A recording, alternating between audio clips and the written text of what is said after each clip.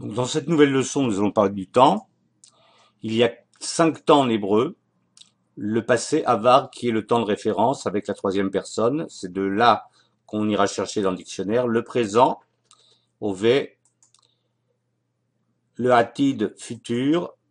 Le tsivouï, impératif. Et le shem apoal, c'est-à-dire l'infinitif. Au présent, donc la présence du vav, qui est dans cette construction de verbe la marque du paal.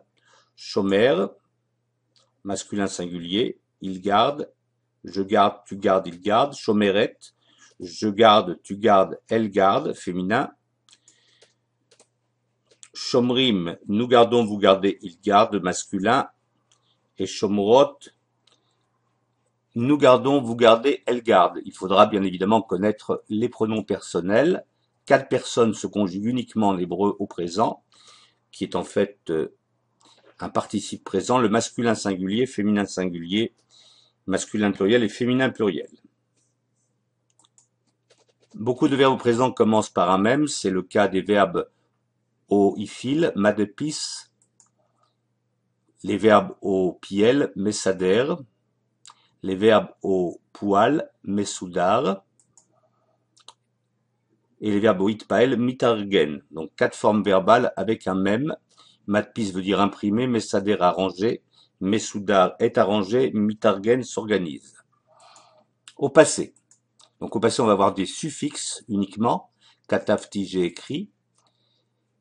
Katavta, tu as écrit, masculin. Katavt, tu as écrit au féminin. Katav, vous voyez qu'ici, il n'y a aucun suffixe. C'est la troisième personne du passé, c'est le radical. C'est à partir de ce radical que vous trouvez la traduction dans le dictionnaire. L'infinitif n'a aucun intérêt en hébreu. Si ce n'est, bien évidemment, de suivre un verbe conjugué. Par exemple, Katva, elle a écrit, pardon.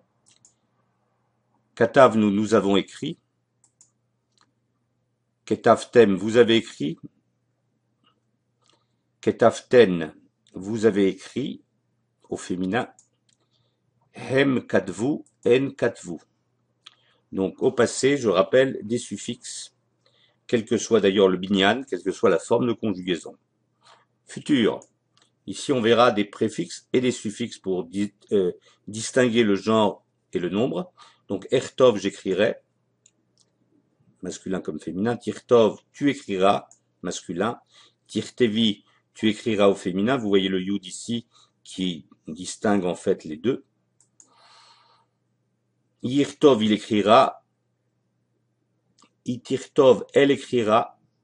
C'est pas une erreur. La deuxième personne du masculin au futur est toujours identique à la troisième du féminin.